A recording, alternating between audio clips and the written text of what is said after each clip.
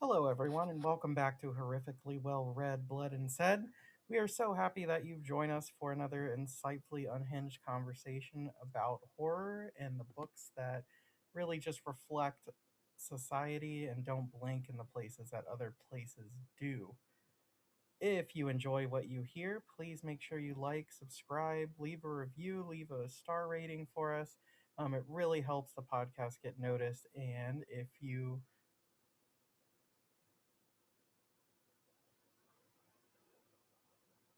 And of course, we always want to reach as many horrifically well read friends as possible.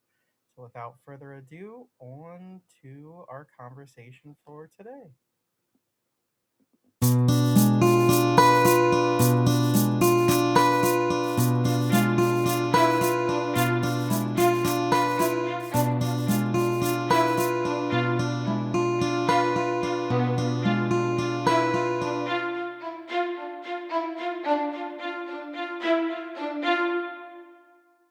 Hello, and welcome back to Horrifically Well Read, Bled, and Said.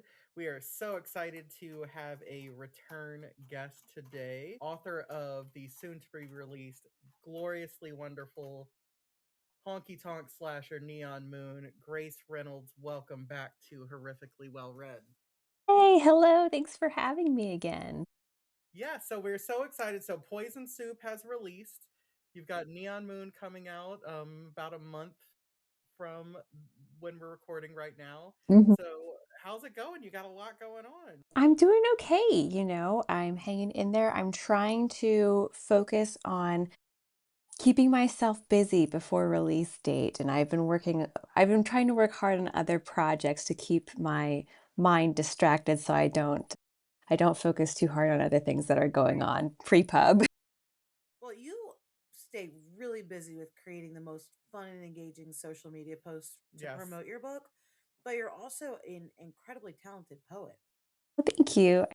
I've been trying to be better about social media. I feel like when you're an author, like half of the job now it feels like is trying to self-market everything. Yes, yes, and I've enjoyed seeing you in your wig. I have to tell you the story behind the wig. So for listeners who are not familiar with the wig, on my social media page, I have a very fun, like blonde, I guess, red wig that my husband and I joke that one side is Princess Diana and the other side is George Michael's. Oh my god, that's hilarious. I think that's a pretty fair description, Grace. So my friends and I think I was last thinking like a little like Nancy Reagan, maybe too. a little, something Did you about say? the Oh era. no! But Oh I'm no, serious. no. No. Who knew? But, yeah, my friends and I, a couple of my mom friends for someone's birthday, we said, "You know what? We should go do a brunch. We should dress up for a brunch and let's do 90s mom brunch." Love it. So so we all got wigs. And then I wore it for Halloween. I've just been using it ever since. It's really fun. My kids hate it when I pull it out. What's her name? What's your wig's name? Oh my gosh, I think there's a lot of names for her. I like Pamela for Pamela Voorhees. I like that one. I like that one a lot. And that's the current name that's going on for her, I think, right now. Yeah, I When I see that wig, all I see is my mom walking down the street with some like wrist weights on and ankle weights, speed walking so she through the nailed it. neighborhood. Yeah, Yeah. absolutely. Well, I gotta tell you, I think about the scene from Schitt's Creek where Moira's like trying to like how they all her wigs don't get along, Yes. screaming about it. So the fact I was like, she's got to have a name because she's got a lot of personality to I her. feel like Pamela definitely does not get along with the other wigs. Like she would. Pamela doesn't get along with the other wigs. She doesn't get along with the other wigs. David, Such fold a in good the scene. cheese. But yeah, so besides that, some of your poetry, like it's crazy your range of. First of all, I think that I think of you. Okay, I met you. Yes, that's Stoker, I which love I this. actually have a Stoker shirt, my Yeah, Stoker Con shirt on oddly today. I almost put mine on today too. What? that's weird. That's funny. Okay, but I met Grace there, and I always love when like I haven't read something by them, and you just make that person like a friend first and Mm-hmm. enjoy. And then I read what you write, and I'm like, all of that was inside of her. Mm-hmm. Like that's crazy. So I now want you to know, I think of you as like a walking thesaurus.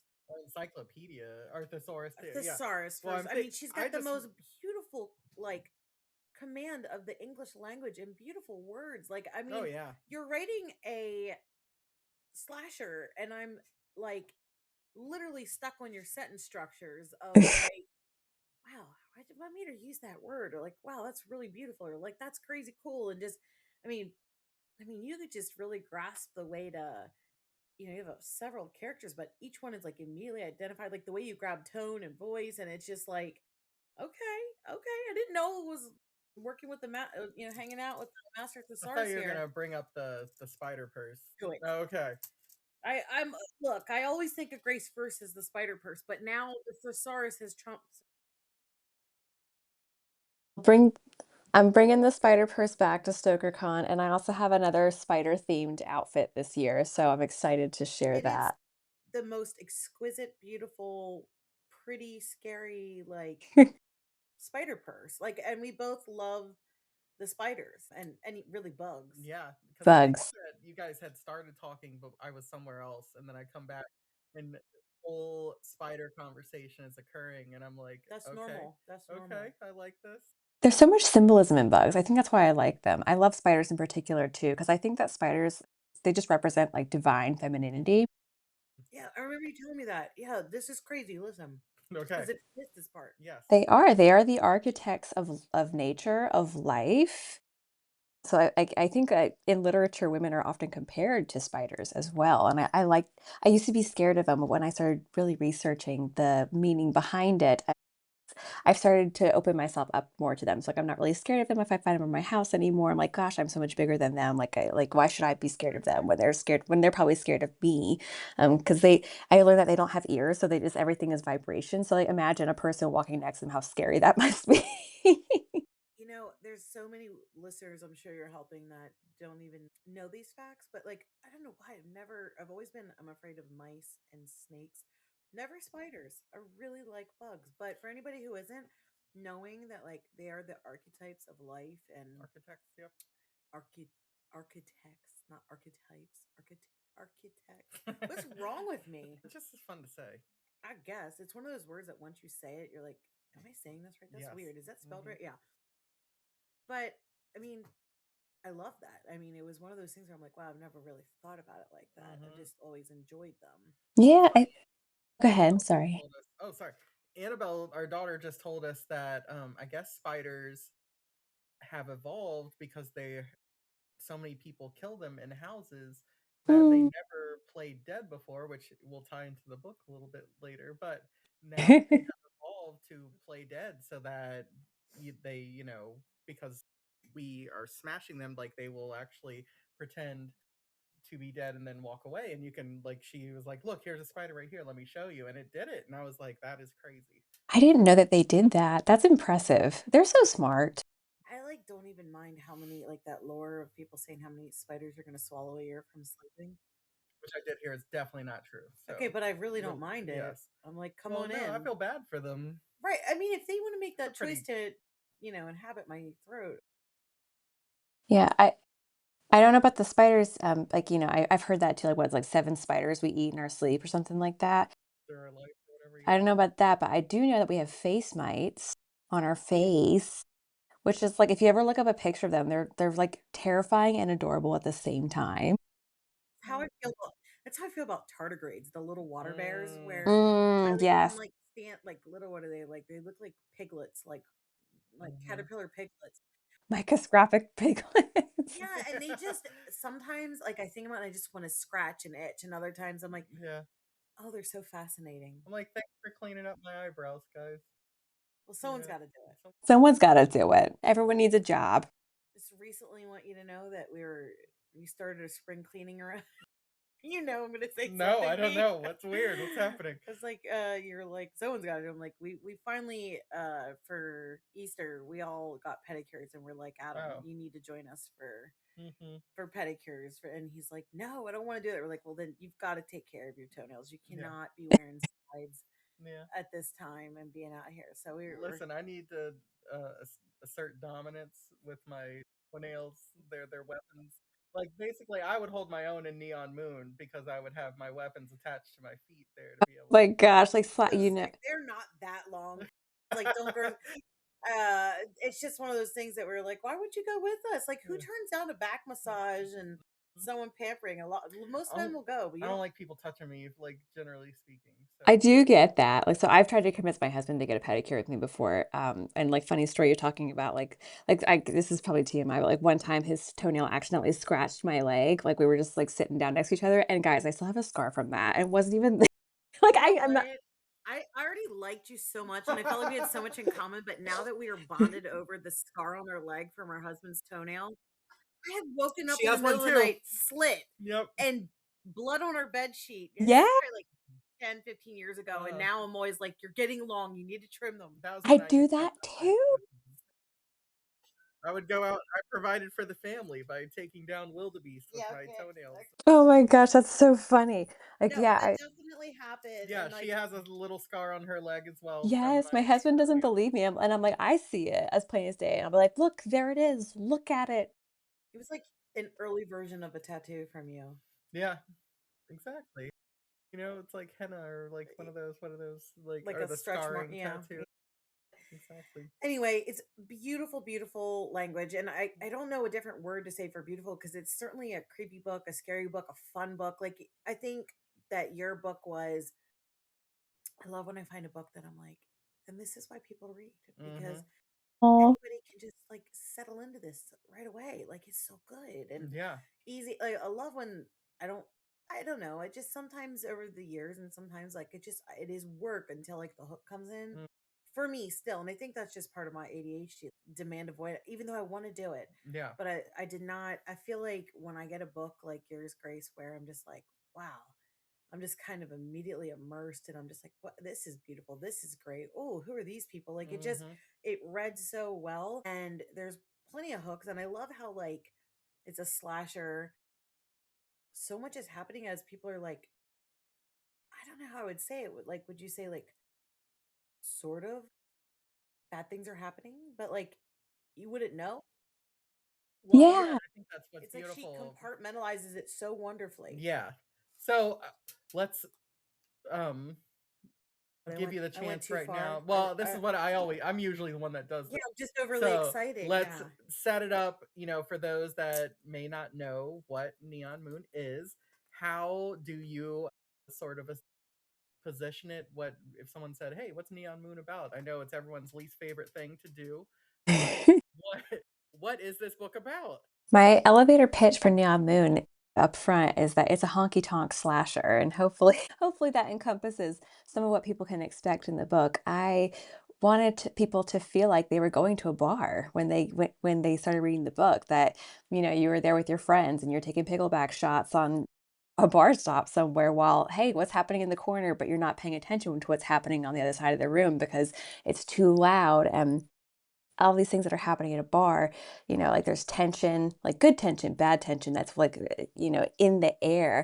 But for listeners, Neon Moon is about a honky tonk slasher where main character Darlene Boone she's the bartender of the Tea Garden Saloon and she is the survivor of domestic violence and she is just trying to get through day to day. It happens to be the one of the busiest nights of the year. Her favorite locals have come in, but there's also these variables like any other night at a bar, like right at the bar, they have a bachelorette party that comes in that throws in a wrench for everybody. All the while, the town is kind of murmuring because there's been a recent kill and they don't know who or what or why that has happened. And over the course of the book, they find that hell's come to their doorsteps. Amazing. I Great love that. pitch. And one of the things I really love about this book, and I think like historically, the slasher especially has been one that it's the teenagers and early 20s somethings dominate the slasher landscape. And this is a book about adults, Right. Yep. and I love that. And as were getting the idea and everything for this, was that purposeful that this was a book about people that have lived. They have lived lives, they have histories, and that kind of really comes into play throughout the story. Oh, absolutely. Because I was thinking about like where I'm at in my life right now. I'm turning 34 this year. I don't feel like I think like a 20-year-old anymore. Yeah. My priorities are different.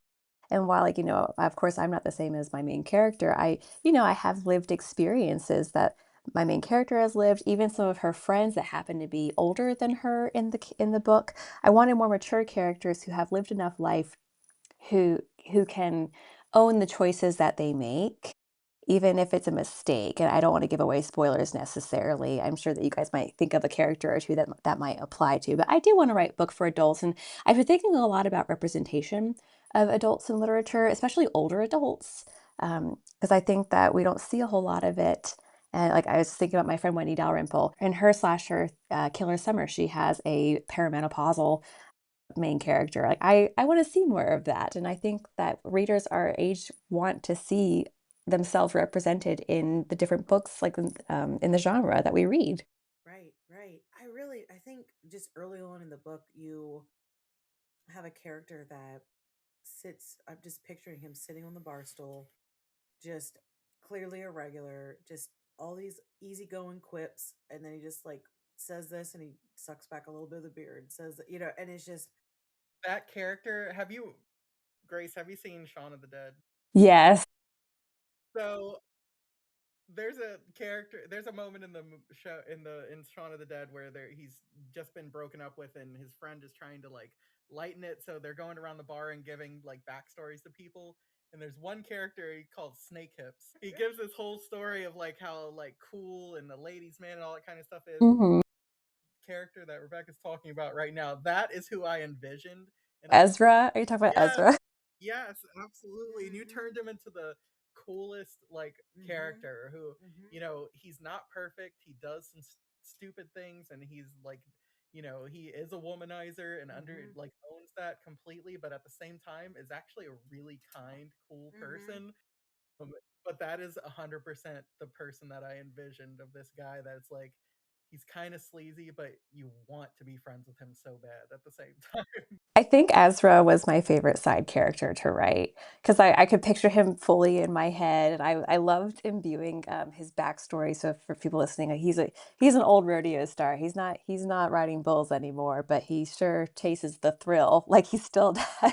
Right, Yeah. right. Now, a couple of times you use the phrase the buckle bunnies.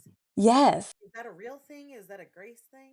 No, it's a real thing. So, and this might be more if you read any like romance, like cowboy romance specifically, like you'll see this come up too. So buckle bunnies happen to be women who show up at rodeos or bars where cowboys happen to be, and they're looking for someone to take them home for the night kind of deal. Okay. They're chasing the gold or the medal on their belt, so to speak. Got it. Got it. Okay. So they like a little bit of a dangerous man. They like a someone who's a little sweaty under the buckle.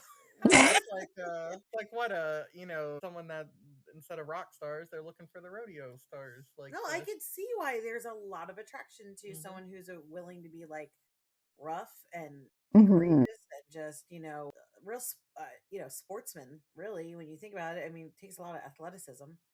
Yeah, and I think there's just, like, something about, like, that ruggedness too. Like, I think that, like, even if it's not a romance, right, that just draws people to either, like, Western literature or film, something about it, like, the grit. There's something about the grit that just feels honest in a Oh yeah, way. and you know that they've like fallen off before and had things happen, and they're still like willing to do it. There was like I don't want to say resilience, but just like maybe the ego or the ability to just like do that as a job or as a in the first place is Yeah, I think ego has to be a part of it, like, just to be able to get back up, like, sit 'cause, like, if you have you ever been to rodeo? That's my yes, Okay, so so before, like, while they're waiting in the chute, basically, it's just the mindset that they have to be in before the chute opens, and then the bull goes flinging them off of their backs. Like, that it has to be ego, truly. Yeah, absolutely. And it's just that swagger to him, that's really cool. One thing I really especially love is the bar itself. The Tea Garden Saloon is such a character. It's in the middle of nowhere. It's like part of the charm is that you have no cell reception. Mhm. It's this yes, tiny place that's still like really like famous or up and coming like country acts come to. I really like envision it's obviously not in the middle of nowhere, but one of the things that in terms of somewhere that I've been, I thought of like the Bowery in Myrtle Beach. Mhm. where, famously what Alabama played for a long time was the house band. Like, I just think of this place that it's like this fascinating mixture of people that are going there because of how famous it is, people that Hmm. are regulars, like you said, and like at the same time, there's just this like kind of hint of danger at all times before anything slashery happens.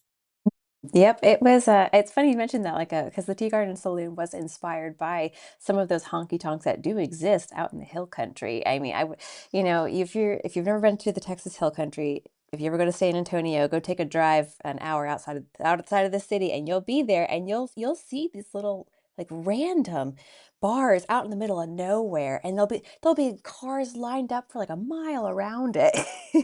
It's Oh, it's unseemly, but it's inspired by joints like that, and, I'll never forget, like, I had one of my really good friends come visit when we lived in Texas, and she loves country music, and we tried to go do something fun for her birthday together, and I was like, "Hey, like, there's a country music thing happening out here in the Hill Country, let's go." And it was one of the first times, like, after, I would say, the height of COVID, that people could start doing things like outdoor concerts again and whatnot, and, it was so unique in the sense that it was just this little place out in the hill country, it was dark, string lights everywhere, a couple people with guitars just playing on a stage, and there must have been like only 12 people at this entire place that night. But you know what? It was like one of the best concerts we'd ever been to. And my friend was just crying because she just felt like it was, one, like it felt like a private concert for her, and two, she was like, wow, this is something that I didn't know I really needed and I missed, that I didn't get to have for like almost 2 years. So I was just thinking, like, writing the Tea Garden Saloon, I wanted people to hopefully feel some of the magic that you can feel in these little small places in the middle of nowhere. That these characters can bring, like, welcoming you in, so to speak, that you can pull up a bar stool and tell your story. it definitely comes through. I agree with you, Adam. Like, and if you're like, I wanted to, create someone that feels like they could just go into a bar and have an experience. I can't say that I've ever been someone that has enjoyed going to the bar until like maybe like around COVID time, that my neighbor and we started going to like this local, like, really seedy and just kind of small, and it was just like, wow, this is so comfortable and fun and just very hyper local and and it just, I felt like when I was reading your book that I was like, man, if this was in my town, I would go all the time, Hmm. because it's like there's friendships are formed, and like there's just, I don't know, it's like what you want from community. Mhm. Obviously you can drink there and it is a bar, but it's so much more than that. And I just love the way you've described it, and the feeling and just the camaraderie and relationships between everyone. It just was like maybe what Cheers, like, I guess that was the one, everybody knows your name. Cheers, the slasher. Yeah, like I didn't ever watch that show at that time, but I'm like, I always hear, some, you want to go where everybody knows your name. It's like, but that's kind of what it is here. Is it's like it's just really approachable and feel Yeah. good. And so immediately I know it's going to be a slasher, but I'm like, what the fuck? I don't want any of these people Yeah. to go. Like, I'm like, please don't hurt them. And Cheers, but make it country and kill a bunch of them. she does. And and that just sucks. But also, another thing that you touch on there is just the difference between what you can expect for a wild bridal party in Ugh, Nashville versus here. I was just we were recently talking to Ryan LaSala, where he has a bachelorette at his in his book, the the dead of summer, yeah. yeah, and just like how obsessed these, and the tourism that's dependent on that Yes. come through. Both of you do a wonderful job of capturing a bridezilla, but I think your bride is potentially more obnoxious. I think that they like I'm like, I know this bitch and I don't like her. well, it's funny because it's one of those things where it's like they clearly Googled or Yelped or whatever, and Yes. like they did not get the memo that it was like you gotta fucking act right when you're here. You know what I mean? Yeah. Like And, like, I you see love those people out and about, and you're like, "Oh god, like, they're gonna cause havoc tonight." yes, and I love like the way that Darlene like that sort of really fine line of like I want your money, but And that I just love that. Like that's such a fun thing. And then especially, once shit hits the fan, like, Mhm. you know, not that you ever want anything bad to happen to anyone, but you're definitely like, get these guys first, please. Yeah, Yeah. it's like you want karma to serve the people who have caused the Yes. most initial harm. Yes, yes. And I love too how you brought up like when you said like representation of older people are important, but I love how you played a little bit with Darlene's character of exploring like her sexuality. Yeah, I wanted to do that. You're gonna laugh, guys. Okay, so like a couple of years ago, the I initially wrote this book with the intention of it being a comedy, like a comedy horror. And then as I got into it, I was like, oh no, this can't be a comedy. Like it's gotta be a little bit more serious than that because of the things Yeah. I was writing about. But Darlene is totally based on I had this idea of a very famous country music star that we all know and love who has big blonde hair. And I'm thinking about her as a final girl with a chainsaw, like what would that look like in a story? And that's kind of where the whole book was born from. Um, And but yeah, yeah, I love that because Darlene, like, she when you think of that person, I know. It's like, are we allowed to say her name? yeah, I know. Like she is, has this very sweet veneer and stuff like that, but there's also this feeling of like when it comes down to it, she's not going to take your shit. And Yeah. I love that about Darlene too. And I just think she's such a really like complex character. She's so immediately like likable and accessible, but at the same time, you're like, this is not someone that's going to be running up the stairs or screaming and flailing and those kinds of things. Like, this is a person that's going to hold their own because they've had to their whole life. Yeah, and I wanted Darlene to emulate I guess the power that she holds in her sexuality, especially as a woman, as a survivor of abuse. Because I think that's one of the things that can be challenging for survivors of abuse is being able to reclaim your autonomy, your agency. And I wanted to explore a little bit about what that looked like for Darlene. It's like, when she's at the bar, of course, like, it's almost like a mask that she can put on as a shield. And, Yeah. I wanted to explore that because it's kinda like, she uses that as a shield, but then, like, when those moments when she gets vulnerable, all of a sudden, like, the cracks in the veneer kinda show a little bit. But yeah, really am glad that that came across with her character for sure, because she is complex, and she has a couple of those moments where she does not necessarily break down, but it's like pause Yeah. like, thankfully, she has friends to help her keep going. And I love also the sort of like mentorship that she gets. And I love that the owner of the bar is also female and a Latina Mhm. as well. And that is such a great relationship that you explore throughout the book too. Yeah, I love Wanda. Wanda's actually named after my Mima. Like, I think I explored it earlier this year, but like, I have a lot of like familial references that I have just kind of like sprinkled through the book, kind of thing.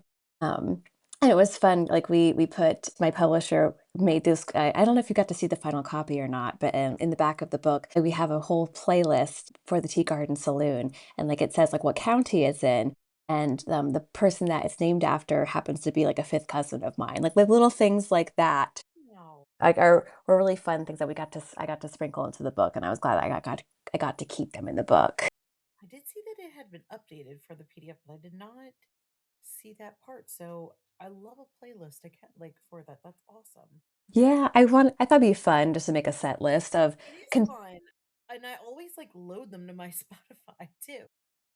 Yeah, and I wanted like contemporary. I wanted classic and contemporary artists, and you're gonna laugh. Like I did my darndest to make sure, hopefully, that they are not problematic.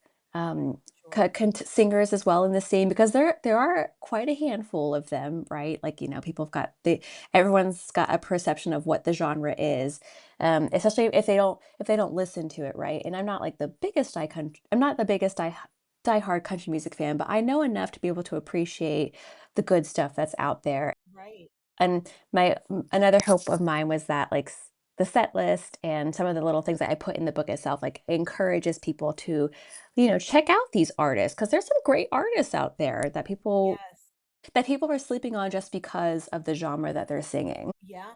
I agree. Is Neon Moon making the set list by Brooks and Dunn, or I think it did actually. I initially didn't put it in there, but my really good friend was like, "No, no, no, you gotta put you it in have there." to. Like, I literally can't stop like singing the song in my head when the sun goes Goes down. Is down that that? on my side of Yeah, I think town. it was the TikToks, but I I had know, no but idea that was that's a what it is. Under the light of the neon moon, yeah. which There is were the bar line. there was a couple, like, I think I forget if I put, whatchamacallit, like, was it, like, Like "Way Beyond down Two yonder on the or Chattahoochee?"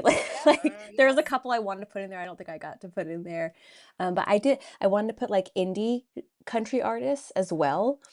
I So see there's Blaine Brett's on here by the beaches, which Okay, I'm first of sorry, I'm all, I looking at didn't it now. realize that was country, but I freaking love Blaine Brett. no, you know what? I got a Tea Garden playlist, and then I've got, like, a Darlene personal playlist, and I wanna Oh, say yes, that that's right. yeah. There's the okay, I see both Well, here now. Blaine Brett is a There's Neon song that Moon, we will yes. like blast in the car. Me and I my girls love that will song. sing the hell out of it. So it's so good. It's so good, and, like, now you guys understand, like, why that song's in there probably now. No worries. Yeah, and my favorite, and to listeners if you haven't heard it, is like basically she's kind of like you can blame Brett for all her choices, and she's like, I'm not ready for therapy. I'm not going to take accountability. I'm not doing any of this stuff. And Mhm. it's like, I'm probably going to use you. Like she just straight up tells the person, like, and that's like with the song. And Yeah, I think I appreciate a woman that's like, yeah, I'm fucked up, and I'm not going to apologize for that. I know I should, but I'm not. and you see And Darlene do that too a little bit, yes, like, or that's at what I least felt like came through. like, it's okay for healing to be messy. Like, Yes, it's gonna be yes, messy. If it's not messy, maybe you're not healing. yes, and that's what I really liked. It's like, as you're saying that, it's just like, okay, there's awareness, but there's like, I'm not necessarily ready to change yet. Yep. I know I have to, but Mhm. my diet starts Monday, or whatever, right? It's because bad choices feel good in the moment, you They know? do, they do.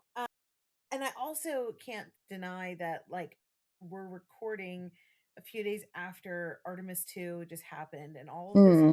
joy. And you have just captured so many lovely things of like the true moon in the book itself, Oh. and saying, like, oh, there's like, like, well, it's at the very beginning as somebody's dying and they're just like, oh, reaching up to the moon and looking at the stars and the sky and just like, and I'm just wondering, like, were you always a lover of the moon? Like, did you have a passion for this? Are you like a spiritual girly with that? Yeah, I'm a poet, so, I'm in a situationship with the moon at all times. Okay, this is what I'm thinking about, like, and then at some point you give some line in there that says, like, "Oh, as if you're on the dark side of the moon," or whatever, and I was just thinking, like, wow, now we've finally has like history of actually gone around to the dark side and can see what it is and all these amazing colors that the moon has. And I hope that you would do a poem about it, is what I was basically gonna say. It's National Poetry Month, I so know, maybe I will. I've been trying to work on a poem because if for listeners, if y'all didn't know, if you're in the HWA Poetry Showcase submissions are open. Anybody who's a member of the HWA can submit a poem to the showcase for consideration. So I need to write something to submit, and I haven't quite gotten around to it because a lot of my poetry has been horror adjacent, but not horror specific as of late because of the world. yeah, but you never, like, sometimes I'm up till like 12:30. Well, I'm always up later than that. I'm up to like 2, but sometimes you're up that late and you'll comment Mhm. on something, and then like you've sent me a few poems, which I still owe you the one to read. I'm sorry I realize that now, Oh, but don't worry about it. That's what I do with my poems. Like, look, I wrote this crazy, deranged, sad thing yeah, but like here. you've helped me to process world events or things as to like how you're like, I really appreciate that. Like, as much as you wrote an amazing book here, like, I love that you have this dynamism with the poetry because it's very healing and I it's appreciate that. very. I was a little nervous bringing the poetic side of me to the book because I think that this is my first long fiction publication. And initially, I didn't have that. And my publisher was like, "What are you doing? Stop it, bring it back." And I was like, "Okay, I will." Okay, good, good, good. I mean, you have a way with words for sure. I appreciate, I was just like, I was talking to some friends the other day. I read my work out loud and I want things to hopefully sound like a song. So like when I read the whole book out loud to myself, and words are very important to me, not just sentences, but like word by word is very important to me, and and weight. I try to be very careful about the words that I say, the words that I Yeah. write, because everything has meaning. And Well, you definitely, I think earlier when I said that like I was getting hung up by your sentence structure, this is what I'm saying is like you can tell that you are so intentional and flawless like with your words. As an example, I just pulled this up, page 22, starting of the chapter ultraviolet. A current of whiskey flows from amber bottles down to soft leather boots, keeping tempo with the music playing in the speakers. Lovers grasp at each other's hand, standing as it sweeps them across the floor. And they're dancing like binary stars, inextricably bound together. I'm like, okay, this is Beautiful. so beautiful. It's so beautiful, you know? yeah, I remember that. I wanted that to feel like solar wind. It see, like, and I'm just feel like I'm being like moved The and sun and the rocked yeah. by your words. Like I'm kind of lulled just as I'm reading them. I think part of it too is that like going into Neon Moon, I think like I thought that bringing a sense of like a fever dream to the experience would also kind of bring maybe some more, what's the word I'm looking for? Like making it feel more like you're at a bar. Like if after you had a couple of drinks, right? You're at a bar, you're feeling a little buzz, that kind of thing. Like everything kind of seems a little bit lighter, like you're on your feet a little bit lighter. You're flitting around the room and you're seeing your friends and you're mingling, and like, the next thing you know, you're doing something else with someone else. And I definitely wanted it to feel like a dream in some of the sequences, just because those nights out can feel like that. And Absolutely. And it's yeah, also dangerous too in a way, right? Because your yeah. senses, you lose your inhibitions. Yeah, you. I feel like my anxiety is gone. Things are quieter. I know that's like for a lot of people with ADHD and using like a depressant where it's like you're less Hmm. stimulated and whatever. But I mean, it definitely that way when you're like they're dancing like binary stars and they're just swaying. I'm like, I love how you're like, yeah, I wanted that to feel like Yeah, that's perfect. that's Solar, yeah. crazy. Well, I think that what's funny, I love a book, and this book for the most part takes place over one night. I love stories that do that because there's like this inherent sort of like They are your um favorite. Like even your movies are like that too that you love. yeah, but like there's this inherent feeling of like there's more of a sort of like you only have a certain amount of time, and I love Mhm. in the sense of like these relationships that are like starting that night, like you only have a certain amount of time to connect, and then like you said, it kind of has this feel of a dream. And I think that it starts with a bang. It starts with that first kill that you're talking about, and I think that you get an idea that this killer is no joke. And then when they come back onto the scene, and there is that sense of a dream of like, is this really happening right now? And I love that you did that. But, a lot of times a slasher is going to live or die by its killer. Mhm. You have created one that, you think of slashers, you think of like Freddy, you think of Jason, and you think of all these ones where it becomes almost cartoonish in a lot of ways. Mhm. Mhm. And this killer is truly terrifying. The way that they kill, the sort of brutality and physicality that they have, like you Mhm. feel it. And like I think that that really kind of sets it apart, aside from, you've got your characters, you got your location, and then once the killer starts to, go to work, you're like, this is no joke.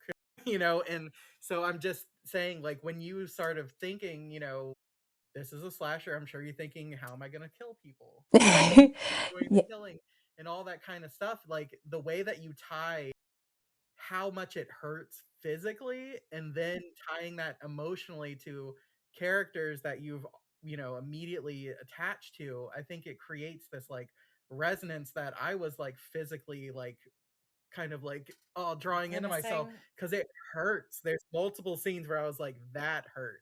Yeah, it's very graphic some of the things and I think too, Grace, like the I don't know what Adam's saying is like this isn't a long book. and somehow you're able to like keep the pacing and care about all these characters and as everything's happening because I'm like, damn, like it's just it happens over one night, kind of ish, but also like so fast, like. But you make us care about all these things, and you're able to build the suspense and that's the other thing I was like reading, like the way that you're able to just end a chapter so well, and then it's like, shit, I'm on the cliffhanger, but then it's like you're on to the next. Yeah, Just, but I think about like our conversation, like we think of like with Brian McCauley, obviously mhm. slasher. Oh, yeah. Oh yes, well it's like when he's talking about a wellness retreat. Okay, what do they have there? What am I going to kill people with? Were you like, okay, a bar? What's in a bar? What can I kill people with? Kind of. You know what? The kills were easier to write than the actual slasher itself. I found the character of the slasher to be the most challenging aspect of this book because I always knew the central backstory to that specific character, and I had trouble, I guess, like bringing that motivation to the page. Mhm. I don't know, y'all. The kills felt real easy, and I don't know if that's what What's that that says say about you, about me. Grace? What's that say about I don't you? know what that says about me. But you know what? I did, and I There was a did. part where you're like the pitchfork slips into his body like hay, like the way Yeah, it slips through hay, and I was yeah. like, You got to use a ew, pitchfork. like very. So that was good. Really like that. You just have a way with. I guess you're just naturally gifted at killing people too. Oh my god. You know what it is? I think well, part of it is because of the killer. It's like the slasher in the story. Like they're brutal, and I want the way that they hunt people in the book specifically. And I'm gonna say hunt because like there's enough, I think, metaphors in there to be like, wow, this person is like legit hunting people. But I wanted to say, like, you know what? Like murder is brutal. It can Right. it can be a brutal thing, and it's intimate. Well, it's interesting that you say that because at the very beginning, as you start reading it, and in the killer, you don't know who it is, you don't know what's happening. The killer speaks and says, like you just hear the character go, like, you, it was you. Mhm. Mhm. He's like, what do you want? As he's like dying. And you're like, and the killer's like, I want my revenge. And like you kind of know right away, like this is going to be incredibly personal Mhm. because of what is happening, how these kills are happening right away. And I'm like, I just again, I love the suspense that you built in. Is I'm like, okay, because I want to solve it, and I'm trying to be like, how is this gonna wrap around? Who is this gonna be? But you know that like it makes sense like as each kill keeps happening, where you're like, okay, I see why this is going on. Like when you look in retrospect, like it just feels like you built that tension, even though you said it was a little bit more difficult to do that character. I felt like as a reader, like it all was really seamless for me. Yeah, and then and that character specifically, it's irredeemable. It's an irredeemable character who Right. on some level recognizes that about themselves. And yet they still choose to be this bad, murderous, evil person. I think a lot about I've been thinking a lot about in horror the intimacy of kills in literature. Like right now, like I'm very focused on tradwife horror for something specific. And Right. think Right. I was thinking a lot about like in Mad Housewife horror, trad housewife horror, like when there are like kills specifically, like okay, the first I think okay, I'll ask you guys, what's the first weapon you think of with a trad housewife horror? Go. What's the word? Rolling pin. Uh, Kitchen knife. Yeah. A kitchen knife, right? Like, think about how intimate that kind of kill She would was have like, to how be. would I creatively do it? I was like, rolling pin. I'm sorry. Yeah, it's I was Damn, like, Rebecca. okay, kitchen knife, normal thing. sorry. Yeah, that's like yes, that's the easiest thing to do would be a kitchen knife. Yeah. No, but you know what? A rolling pin, that's pretty intimate. You're gonna bludgeon someone to Oh death. That's yeah. a That's what I'm saying. That's slow. what I'm right. And what can we do with those splinters? But yeah, What like can you're you do with saying, those that's very splinters? personal. You pick them up and you put them in someone's eye. I don't know. Or you could just like roll the fuck out of their muscles, like their calf muscle, where they're just like screaming. Listen, I wanted to write I'm gonna be super worried my for my own safety. Like, slasher, and I love how you said you wanted to write like a horror slasher. I mean, a comedy at comedy first. slasher, because that's like my goal at some point. But They're fun. They're just fun. yeah, and I was gonna say you still kept humor in there because you had me chuckling about. He's like, she's like, I'm kind of concerned about this guy standing out there. And you're like, Mm-hmm. well, what do you think he's doing? Just standing out there playing with his pecker? Yeah, we don't want anybody out here playing with their pecker. Let me go check this out. Yeah. It's like, there's just, you do have these comic relief moments of Hmm. very organically within the yes, characters. Yeah, but you would believe it happening. Yes. right. And like One everybody can picture one of those people too, you know? But yeah. Like there probably was someone out there playing with their pecker. Well, one thing that I really love, in any time in a horror book, but I think you do it so well in this one a couple of times, is when someone is trying to be like self-sacrificing and trying to help others and sort of like do that, and then it turning out to be not for nothing, but like despite their best intent, Mhm. like they essentially just die. And I think Mhm. like there's something so real about that it just is like absolutely like like it just hurts my soul. And like there's characters, they're like trying to do the right thing and they do that, and then it still goes so badly even though they're trying to help, and that's one of those things that when it happens in a book, well, it can like hurt. And I love when a horror book hurts me, and you hurt me multiple times in this. I'm sorry, Boston. Thank No, you. I loved it. I was like, good job, Grace. Good Well, job. I think that speaks to, I guess the futility of trying to cheat death in any Yeah. form, and I think that the horror genre is, it does it best. It shows bad things happen to good people, no matter how hard they try. We see that in the real world too. People who die untimely deaths that we would consider saints, right? Mhm. Like they should have had more time, or like it's just the unfairness of it all. When other people live for 80 some years that certainly don't seem to deserve Mhm. to do so. So Absolutely. real. Well, we would be remiss as we approach our time here if we did not give a well amount of good time To Levi. to Levi. My gosh, I'm so glad you brought him up.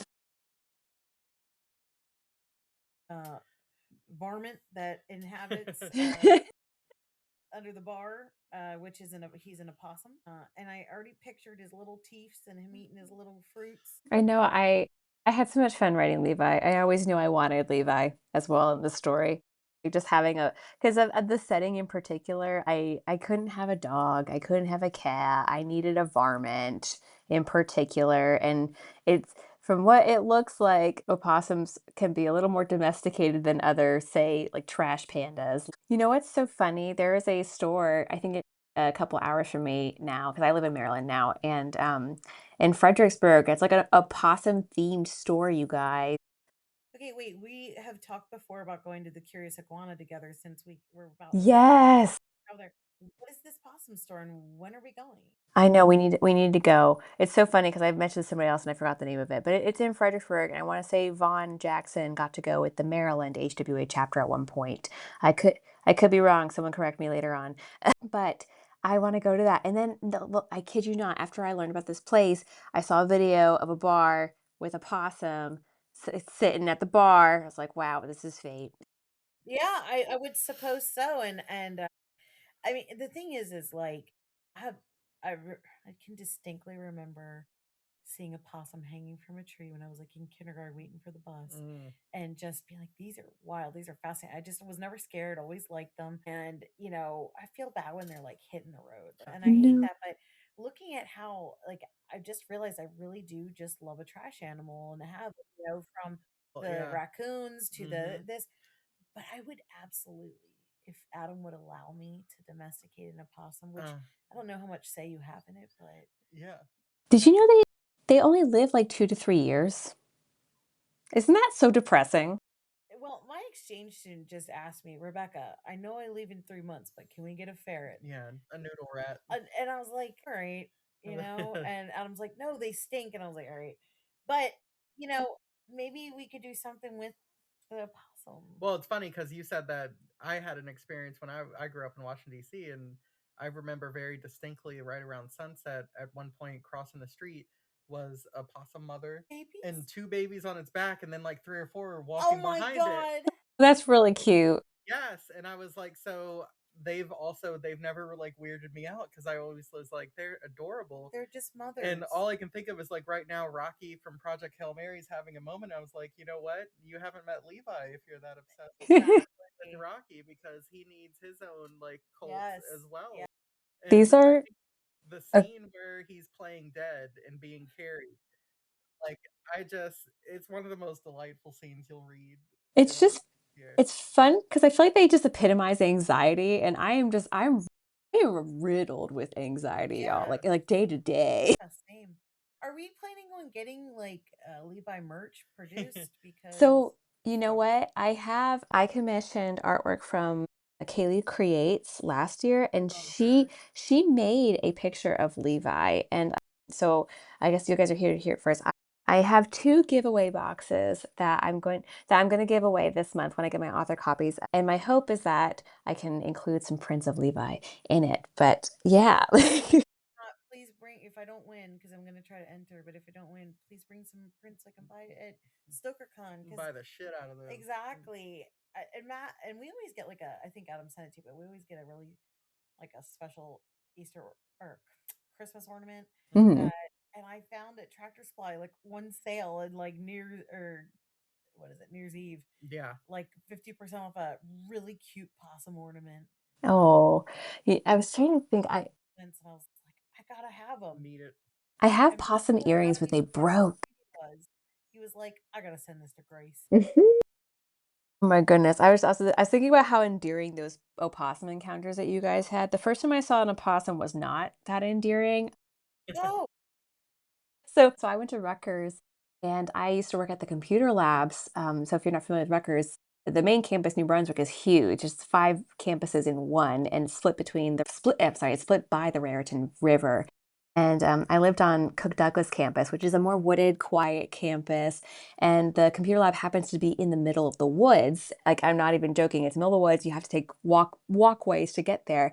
And I would work the night shift because it was quiet and I didn't know enough about computers to be like actually helpful to anybody. So I was This like, is you the know what? beginning of a session. I was it is. It really is. And so like I would work like I think from like 8 p.m. to 2 a.m. So like at 2 a.m. I remember like walking back one time in the woods and it's lit like there's street lights through the woods on the path when I but I remember there was like a fork in the path and there was a possum on on one side and there was me on the other and I kept looking at it and and it just kept looking at me and then finally we met at the fork and it just like hissed at me like and I screamed and I just started running to my apartment. I think you found your premise for your HWA poem. Wouldn't that be so funny? Oh my god. I What is mean, it? that's like an ode The to. opossum road not taken. Yeah. The opossum road not taken. And you know what I also learned while writing the book is that when they play dead, it's involuntary. Like could you imagine like like how Like they're like awful the that would fainting be? ghosts where they just can't help it. Yeah, like they literally can't help it. Their body's just like, nope, shut down. Yeah, that sounds a lot like me. And Like Yeah, we feel got that. danger, sleep. it's like, okay. I see what you're saying about the riddle with anxiety and Yeah. the okay, great. Did not know that was involuntary. Just riddled with it, you know. But these American marsupial has given us so much, and what do Yeah. we give to it? Anxiety. You know how they say those people where they're like my toxic trait is I believe that I can like domesticate Yes. wild animals. Like I definitely feel such a kinship with animals that the hiss I would have been like it's okay. Like I understand why you're just I would have done something dumb. I'm think because Now listen, I 100% believe this because about a week or so ago, we were going into a restaurant and standing directly in front of the door was a goose. a Canadian goose And that goose started hissing and I'm Oh, backing can up like Rebecca. during March, April, and spring, like they really can't help themselves, even if they're a nice goose to begin with. Mating A season, well-mannered nice yeah, like goose. the hormones take over, and they will go out and they'll stop a car in traffic. They'll take them on. so mean. They're not. They're just living their best life. I love geese. I grew up with geese. Like we treated them as like pets. So my best friend's with us, and Adam's here, and they're like, Rebecca, come get this goose. And so he's kissing, and I'm just like, it's okay. It's like, it's all right. Come here, come over here. Like, we're just gonna go in, okay? And I'm like holding the door. I'm like, hurry up, run, go, because it's like it keeps deciding if it I wants to take charge one or step, not. that thing starts hissing at me, and I feel like I'm on a Rutgers pathway. But I got everybody in safely. Yes. And then Adam's like, when we go to leave, he's like, let's go to He's the other still door. there. And I'm like, absolutely not. We're gonna go see how he's doing. Because he was Standing there waiting like for a you. doing He the was like waiting. motion on his neck with his wing. Absolutely. He's like, I watched us the whole time we were eating, I'm sure. Listen, He was waiting growing to up, strike. I would have these geese that would like you would be good 30 yards away, minding your own damn business. The next thing you know, you're getting fucking beaten. And you don't realize they're are really like they kind of feel like bricks hitting your back, like when and pecking at you.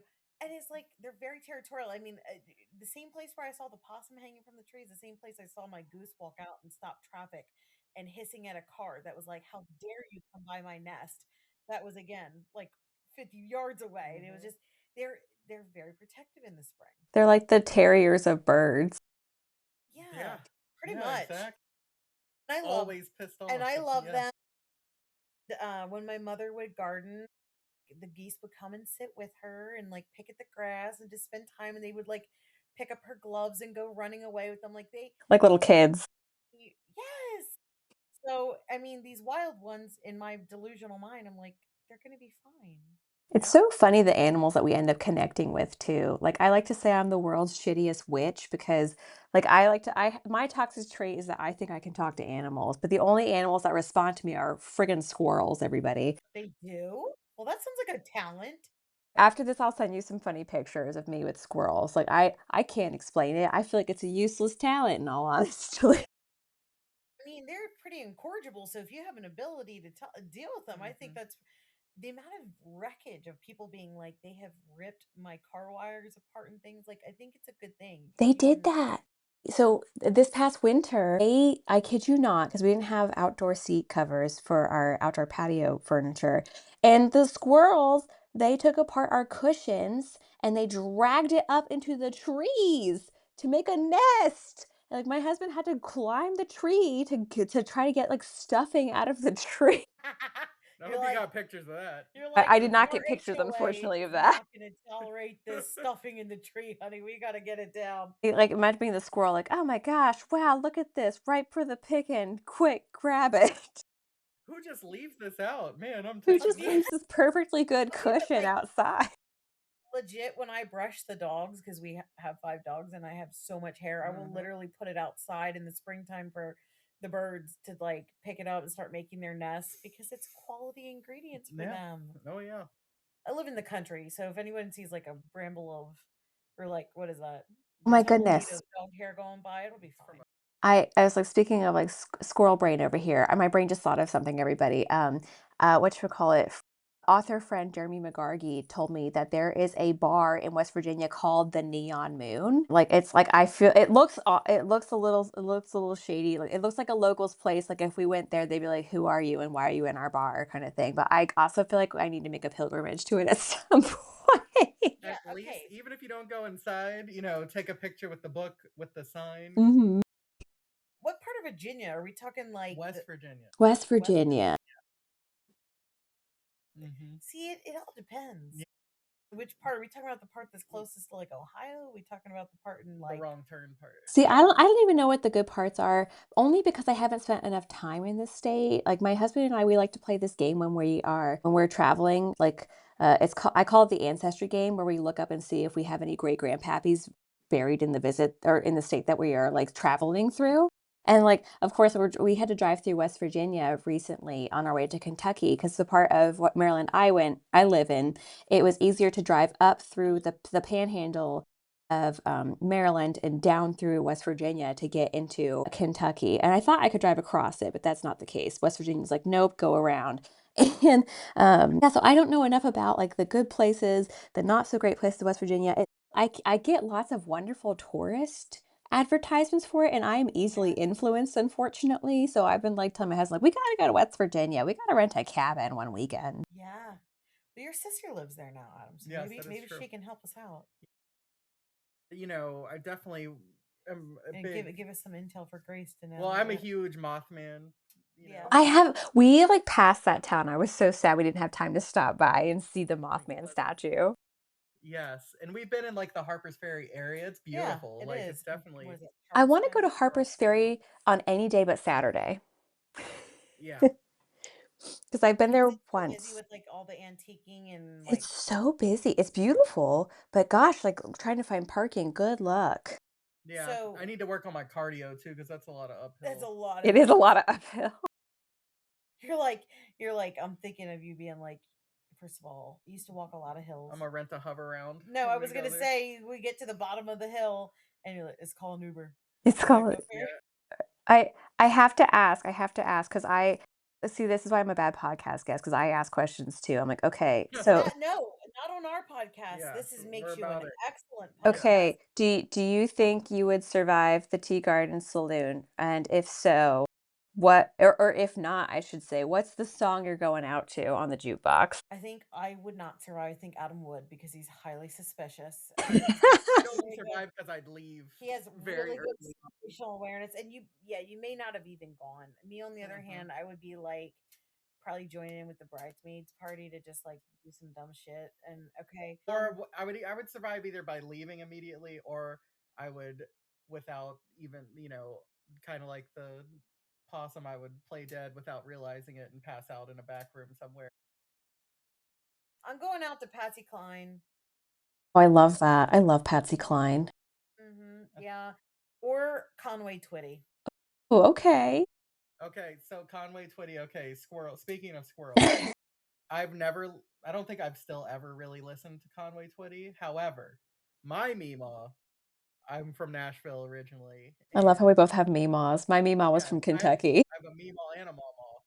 So, but my Meemaw, her backyard was right behind the interstate, and probably for 20 years there was a billboard that you could see from her backyard for the Grand Ole Opry for Conway Twitty, Mhm. but it said Conway Tweety and it had Tweety Bird like on his guitar, and like that's when I hear Conway Twitty, all I think about is that billboard.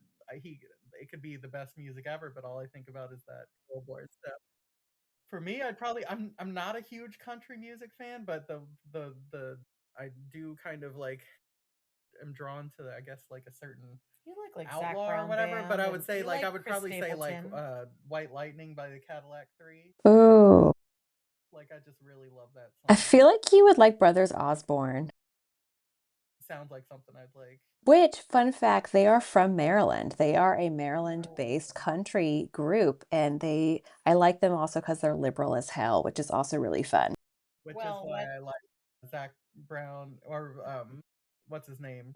Chris Stapleton is yeah, well, but we love what's his we name? have his whole Sturgill Sturgill Simpson. Simpson. Yeah. Yeah, we love that Mm. album, his first one.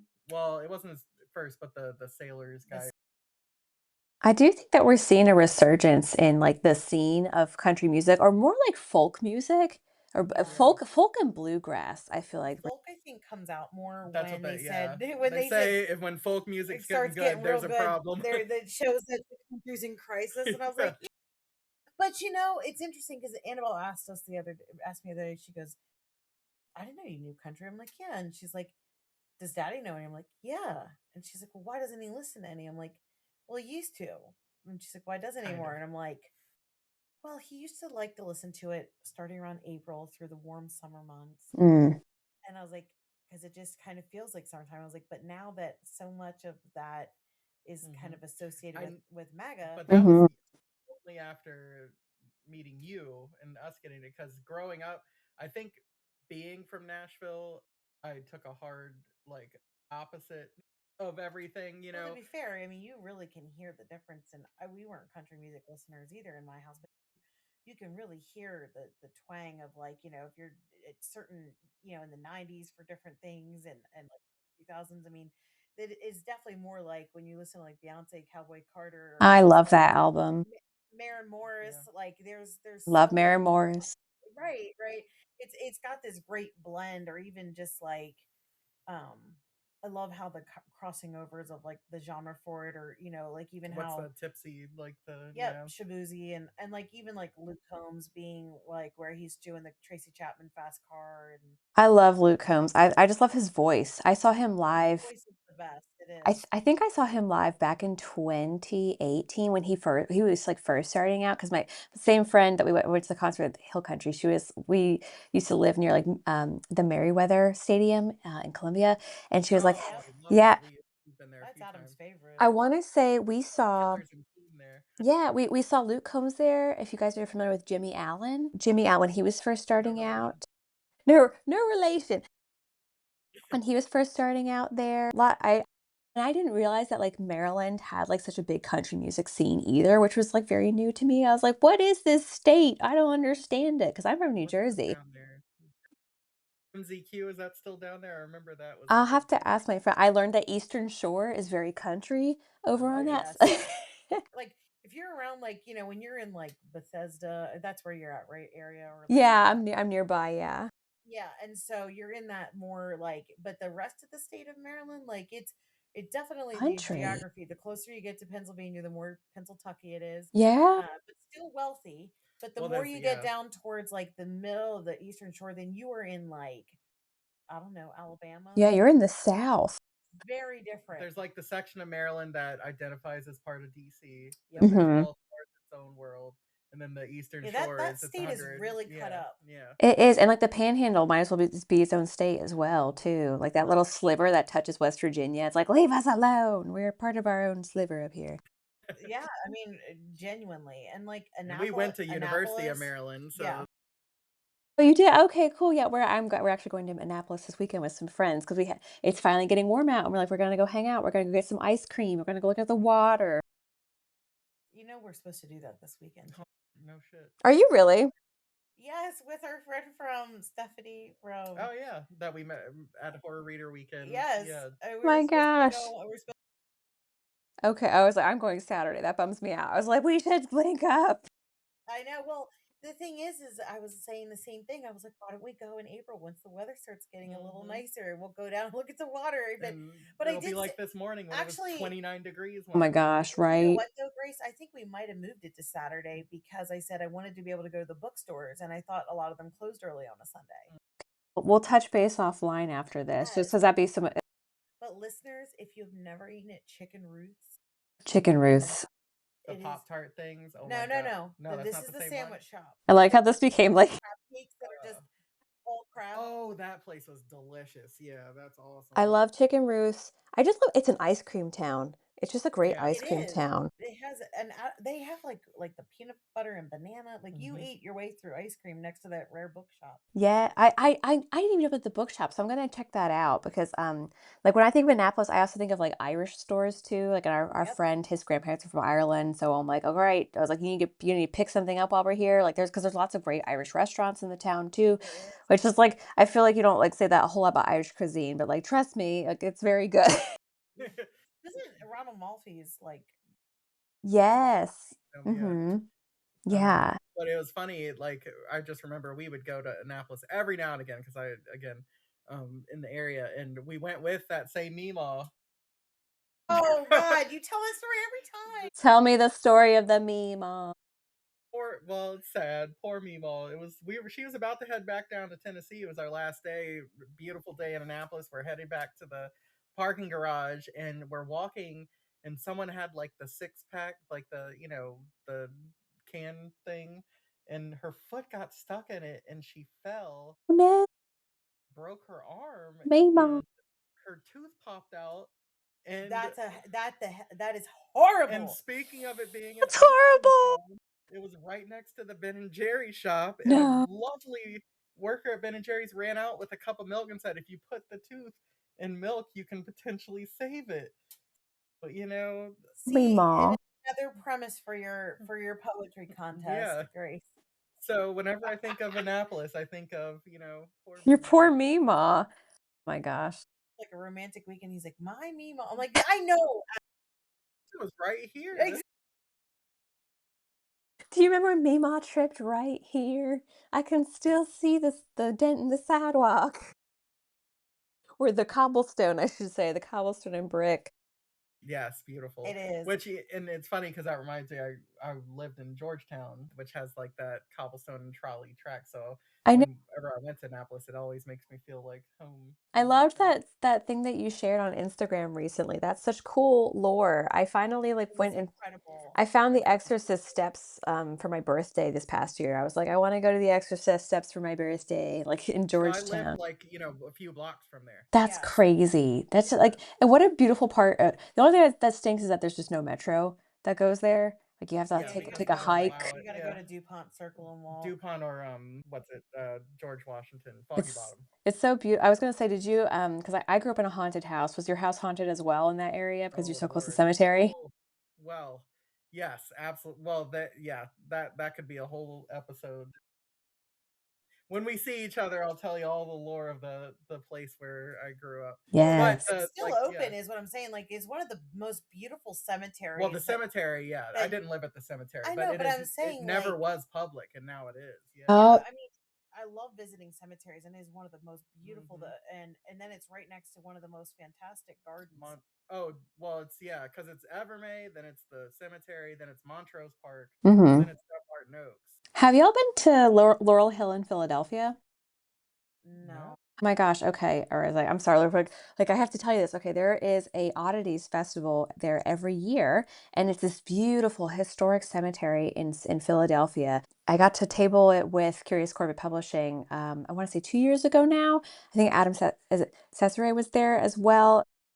It's mostly a craft fair, but there are some authors and booksellers as well too. If you like historic cemeteries, you gotta go to that one. I And do. I they have like really do. movie nights. Like they do lots of things with the community Oh, to like just keep it alive. And yeah. I don't know why I feel so at home in a cemetery. It's weird. Well, yeah, if you ever are doing like the West Virginia, there's also like Winchester, Virginia. That's really like Yes. where Charlestown, like they have a bunch of stuff there and stuff, and they have a gorgeous old cemetery in Winchester, I just Virginia. love a good cemetery. I think it harkens back to like Victorian architecture and Gothic architecture It too. does. It does. It's just beautiful. It's romantic. It There's just is. something about it that's comforting. That's what I Well, said. I that's don't what know what yeah that is. I don't know why. I'm always like, you're in like a cemetery, and I'm like, yeah. yeah, but it's so And that's what's freaking cool. calming. Both Evermay and Oak Hill Cemetery, you're in the middle of. You can see the Washington Monument Hmm. and all those things, but you do not feel like you're in a major city. In both of those places, I'm pretty sure. I know Evermay was actually older than Washington D.C. itself Hmm. is. So it's really it just feels like you're in this sort of like in between like liminal space at the same time. It's very cool, and it's right across the street from Catherine Graham of the Washington Post house too. Like it's just a really cool area. So when are you going to write a book about that, Adam? He is actually. Yes. Yes, He's at the it part is of it. Tell. Let's hear the pitch. it is Give a us the pitch, Adam. it is a 90s set uh urban gothic about a Christian wealthy Republican death cult. Hell yeah. Oh my God. This sounds like Yeah. Belle Meade. He has so many And books that he's already like started the research on, yeah, and I like had, I had to wait for a few people to die, and they've now died, so I can legit. legitimately, I so I can believe talk it. about some things Seriously. now. 'Cause that's the best thing about being the help. They talk around you like you don't exist. So I heard some things. Yeah. I think what we should do is after your episode comes out, we should put out for anybody that wants to go to Fredericksburg and Hell yeah. Annapolis, and we do our little tour Like of, make like field trips. yes, because there's so much fun horror stuff. Go see the actual neon moon. I Well, if know. you, And apparently, like, I guess you guys could tell me more. Like, I've been told that Pennsylvania is great for the horror scene. I think it is. I think there's a lot I of mean, stuff. famous like obviously Philadelphia, like you said, that Laurel Hill, but then it also has the Eastern State Penitentiary. Yes, I was too scared to go in high school because everyone would go in high school around Halloween. I was like, I'm not doing it. I'm not doing Yeah, I'm it. still not doing and that. then Pittsburgh is zombie country. That's Romero But land. we live next to one of the oldest hex houses. Right there, and right where actually I teach, not far from it, is if you look up the Hex murders, yeah, is that what you're talking about Yep. there? Yeah, it's a very Blymeyer and Raymeyer, the hex yeah house. the I'm gonna Raymeyer. look this up. I've never heard of this. Oh my Yeah, goodness. it's a very famous murder There's a lot of case. podcasts Yeah. that people have Hmm. like covered it and stuff, but yeah, that was always a thing around here. It was like, There's oh, we're this gonna drive down by Hex Hollow. And then where we used to live, there's a place that's the Seven Gates of Hell. Yep. If you look that up in Pennsylvania, there's that we have the town that's like it's had the underground fire for Centralia. yeah, Centralia for decades. There's been I an don't think you can underground go fire there anymore, though. No, but people there's like 2 or 3 people that still live there. Yeah, I'm just saying, you used to be able to go as a tourist. But now you can kind of you can go and you can smell it and everything. But yeah, that a fire underground was lit and they never were able to put in it the out. coals. Yeah. Yeah. Well, I was gonna say, I think I only know about this because author Jeremy McGargy wrote a story about it, like a fictional, but I forget what anthology it is. I'll have to ask him after this. Well, for the other parts of it, we're having a book crawl for the whole month of April, like a book trail. So it wouldn't be too far for you to drive up. And there's a Let's lot of do it. really great independent bookstores. There's one in Harrisburg that has multiple cats Yes. that spend time Cupboard with. maker. Also, the Boobies Brewery, they tend to host a lot of the events. So they're doing the one Jeremy's that's been there a few times. July. Oh, is that the woman that's like with like the crypt? Yes, it is. It's with the catacombs. Yeah. Yep. So they always have great authors there. So that one is called Haunt the Readers. That's coming up At the end of July. July 31st and August 1st. Like Nick Cutter is going to be there. Yeah, Saratoga Shaper. A lot of different stuff. A lot of big, yeah.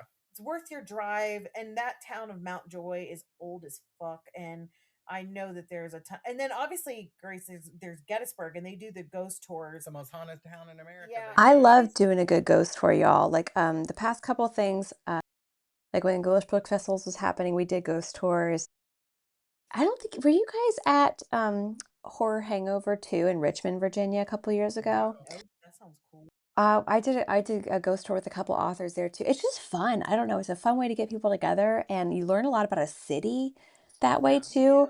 I love getting older because I have all these like fun habits that I would not have had 10 years ago. I'm like, let's go on a Isn't that ghost the tour. truth of it, though? Because Well, we'll have to do in this time in Stoker because she's already talking about it because we did it. Let's do it. I've never been to Pittsburgh. I'm so excited. But Monique Asher, author and ghost hunter, she has a podcast where her and her sister go ghost talk about places that are haunted and go there sometimes. But I'm sure she will be setting up another ghost hunting expedition. So I'll make sure you know the details Yes. of that if you're last interested. time was Alyssa, Leslie, Mhm. Amber, Roy, yep. Monique. I don't know who else was there, but you. Me. That We got sounds so fun. crazy- 1 in the morning. We got some Friday. That was Friday the 13th too, and we got some crazy results. Like that's the first time I've ever done that, and even Monique, who's done that a lot, she was like, "This is not normal. What's happening right now?" And I was like, "Oh." I wonder if anyone did ghost hunting at the hotel in Connecticut for SuckerCon last year. They should have. Well, that's where we did. We went from the hotel in Connecticut. There was a cemetery, Mhm. like a block or two away, just randomly in the middle of the city, and that's where we ghost hunted there. Well, that's cool. Yeah. I would love to make Brian McWriter Macaulay. Yeah, go, and I feel like he would be really fun to be on. Sam Reveline would have to do Oh, it. Yeah, Sam's he'd be great. about Sam and Ryan LaSalle are great on ghost hilarious. hunts too. Yeah. Get them a ghost box or I'm like a spirit box. Is that what we got? Like a spirit box. Bridget has one. It's our monthly Bridget announcement. Yes, Wait, exactly. like Bridget Brave, Bridget? Ah. Bridget Weird the Better does if you does the weird movies. Yes, and she has the like that pendulum thing that like Yes. that was pretty cool. Yeah, she but we use the spirit box. We did do that up at her reader weekend, and yeah, lots of good things. I would love to just start doing more horror community focused things, and the fact that you're so close, it's not hard. I know. We need to just do it. We just got to do it. Yes, I love that. We'll get set up, and I'll see if we're confirmed with Stephanie here to see. Yeah, I'll be like, hey, we do Saturday. What are you doing? What are you doing? Yes, exactly. So, well, we just love having you on. The book was excellent. I really can't wait to see what you're putting out. It is National Poetry Month. I've said that again. I just love that work. I can't wait to see what you submit for and that you're too. hinting at a new poetry collection. Yes, it's called Gods Always Eat Their Children. Adam was like, his face was like, oh shit. So light comedic poems is what you're saying. Yeah, totally not dramatic, not based on current events at all, not real world horrors or anything like that. Love that. Can't that's very exciting. Yeah, Can't I wait to have read that more with books. my editor now, so it's like it's getting there. The hardest part, it took me 2 years to write, which was it was crazy because it went by a different name and then I changed I pivoted like 3 times what I was doing with it. Like it's fun to write a poetry collection, but it is also like it can be anxiety inducing because it never feels done. It's just Okay. especially with this one because I have a lot of based on current events. Like I'm always watching the news now and whatnot Yeah. because of it. Yeah. Yeah. Very true. But happier things, of course. Yeah. But as I, had said, 2026 is the year of the slasher written by women. Yes, it And is. Oh my goodness, really there's so many coming out, y'all. yes, and Neon Moon is like right up there. And I have to say, this is one of those books that like feels like if it was a movie, like, and even with the book, I probably will. It's just one that like it is very scary. It is everything you want from a slasher, but it's also one that I just feel like I would watch over and over again if it was a movie, and I want to read over and over again as a book. It's oddly comforting while at the same time being horrific and everything you want at the same time. Like I just want to I just love this book. Oh, I appreciate that. Thank you. All right, so where can everyone find you once again to look for all this really cool content and for that giveaway to be coming up soon? Yes, well, you can find me at the second fork in the woods behind the large rock. No, I'm just kidding. Next to the hissing possum. Knock Nothing to three next times to on the back of the possum and she'll next to the appear. hissing possum. Disregard the twigs hanging from strings in the trees. You can find me mainly on Instagram. That's kind of my home base at Grave Reynolds. Grave like throw yourself 6 feet under. Grave Reynolds. And my website www.gravereynolds.com or on Substack where I just ramble. It's really good for that. I love that. Who doesn't love a good ramble? Who doesn't love So a good ramble? amazing. So everyone get the book, follow Grace, be ready for the poetry collection that's coming too. And when that comes out, we hope you will come back to talk about that. Oh, that would be awesome. Thank you. Because you're an excellent podcast guest. And I Amazing. love the questions. I love the banter.